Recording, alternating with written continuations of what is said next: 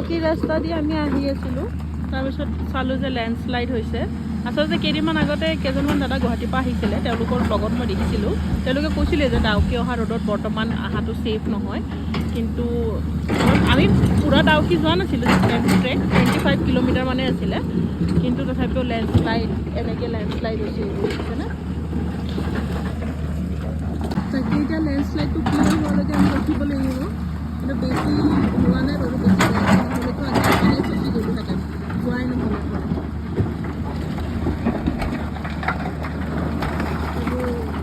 বৰষুণতে ভাঙি পৰিছে।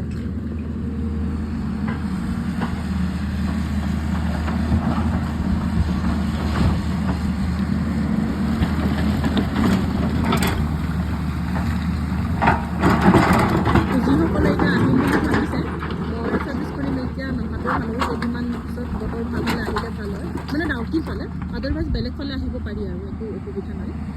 যোৱাই হৈ পিনে নহ'লে শ্বিলঙৰ ফালে এতিয়া আহিব পাৰি, কিন্তু এনেকৈ এতিয়া ডাউকি ফালে অলপ ৰিস্কি হৈ যায়।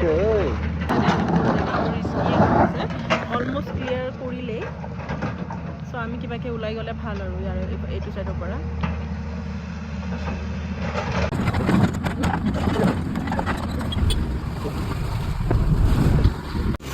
এয়া পূৰা ট্ৰাফিক লাগিছে, আৰু তাতে মানে নটিছত লিখি থৈ দিছে যে ডাউকি ফালে যোৱা নহ'ব আৰু লেণ্ডশ্লাইডৰ কাৰণে। আৰু ৰাস্তাৰ চিটুৱেশ্যন বহুতেই বেয়া, এই গাড়ীবোৰক দেখাই পাই আছে এনেকৈ। আৰু আমি যেতিয়া আহি আছোঁ তেতিয়া আমাক কৈ ভাবিছোঁ সিহঁতে আহিলে কেনেকৈ। ট্ৰাফিক, পূৰা ট্ৰাফিক ডাউকি ৰোডত, ডাউকি যোৱা ৰোডত পূৰা ট্ৰাফিক।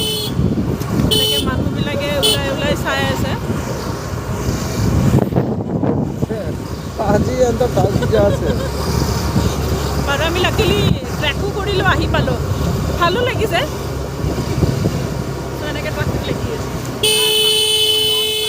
আৰু মেক্সিমাম মানুহ মেক্সিমাম মানুহ চব গুৱাহাটী, মানে অসমৰ পৰা আহিছে চব।